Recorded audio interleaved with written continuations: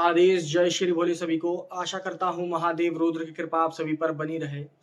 दोस्तों, आज मैं आप लोगों को एक ऐसी अप्सरा के विषय में जानकारी दूंगा जो सिद्ध होने के साथ साथ आपका जो हर कार्य है वो पलक झपकते ही कर देगी, और जो आदेश आप उसको दोगे भोग दे करके वो क्षण भर में उस कार्य को करने के लिए तत्काल निकल पड़ेगी।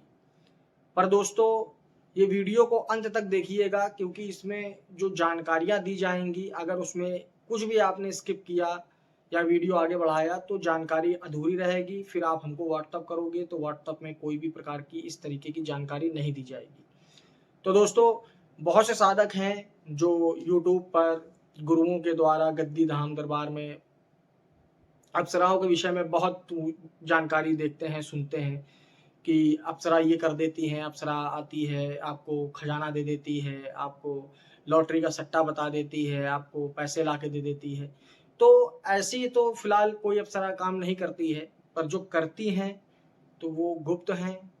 इस सृष्टि में, इस संसार में जिन साधकों के पास ये है, जिन महर्षियों के पास, जो संत हैं, जो साधु हैं, जो अघोरी हैं, जो बाबा हैं, तो जिनके पास है तो ये गुप्त रखते हैं, ये किसी को जानकारी नहीं देते हैं। हालांकि जो मेरे पास अप्सरा का जो मंत्र विधान है, उससे आप मात्र 11 दिन में इस साधना को करने के बाद आप उसे सिद्ध कर सकते हैं और प्रत्यक्षीकरण कर सकते हैं। तो प्रत्यक्षीकरण करने के लिए मेहनत भी जबरदस्त करनी पड़ेगी, ईमानदारी से मेहनत करनी पड़ेगी, जिससे कि आपको शक्ति प्रत्यक्ष हो जाए। तो दोस्तों, ज़्यादा देर ना करते हुए मैं आप लोगों को इसका पहले विधान बता देता हूँ कि किस प्रकार से इसका विधान होगा।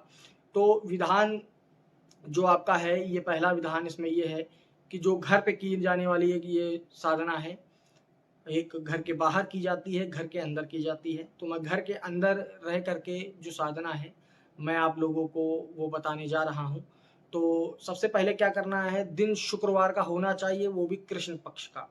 कृष्ण पक्ष का जो पहला शुक्रवार पड़ेगा, उस दिन से आपको ये साधना शुरू करनी है। रात्रिकालीन ये साधना होगी, तो इसमें आप लोगों को चेतावनी ये दी जाती है कि जो समय पे आप बैठें, उसी समय पे आप निरंतर 11 दिन तक लगातार बैठें, जिससे कि वो साधना सही रूप से चलती रहे, सही रूप से सिद्ध हो वो सिद्धि। तो पहले क्या करना है आपको, सर्वप्रथम आपको शुक्रवार वाले दिन का चयन कर लेना है। एक कमरे में, जो कमरा ऐसा हो जिसमें कोई भी नहीं आएगा 11 दिन तक आपके अलावा, ठीक है। उस कमरे की साफ सफाई अच्छे से कर लीजिए। अगर किसी प्रकार का उसमें आपने नॉनवेज वगैरह खाया है या शराब वगैरह पी है, तो उसके लिए आप साफ सफाई अच्छे से उसको कर दीजिए। उसमें अच्छा सा इत्र डाल दीजिए, या कोई भी परफ्यूम वगैरह जो रूम फ्रेशनर होते हैं उसको आप डाल करके, और जो रूम फ्रेशनर रखिएगा वो गुलाब का ही रखिएगा, ज़्यादा बेस्ट रहेगा। तो उसके बाद उस कमरे में आपको रात्रिकालीन 11 बजे बैठना है। 11 बजे बैठने के बाद आपको उत्तर दिशा की ओर मुख रखना है, एक बाजूट लगाना है। बाजूट लगाने के बाद आपको उसके ऊपर लाल आसन बिछाना है, और आपका जो आसन रहेगा वो हरा रहेगा। उसके बाद आपको गुलाब की धूप बत्ती हो या अगरबत्ती हो, उसको सुलगाना है, और घी का दीपक लगाना है। और जो एक थाली लेनी है स्टील की, स्टील की थाली में आपको क्या करना है कि जो गुलाब की पंखुड़ियाँ होती हैं उसमें आपको बिखेर देनी है। बिखेर देने के बाद उसमें आपको 5 मिठाइयाँ रखनी हैं, और लौंग रखनी है, और इलायची रखनी है। ये सारी चीज़ें रखने के बाद आपको रुई में इत्र ले लेना है। तो इत्र जब आप लेंगे तो रुई में गीला कर लेंगे, ठीक है, और उस रुई को आपको उसी थाली में रख देना है। उसके बाद आपको आँख बंद करके जो दिए गए ऊपर मंत्र है, इसका आवाहन मंत्र है ये, समझ गए? जो रंभा अप्सरा है, इसका आवाहन मंत्र है ये।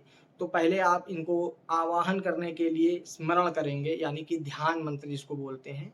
तो ध्यान केंद्रित करते हुए इस मंत्र का 108 बार जाप करेंगे, और 108 बार जाप करते समय एक-एक पंखुड़ी आपको थाली के ऊपर अपने हाथ से भी रखते जाना है, ठीक है?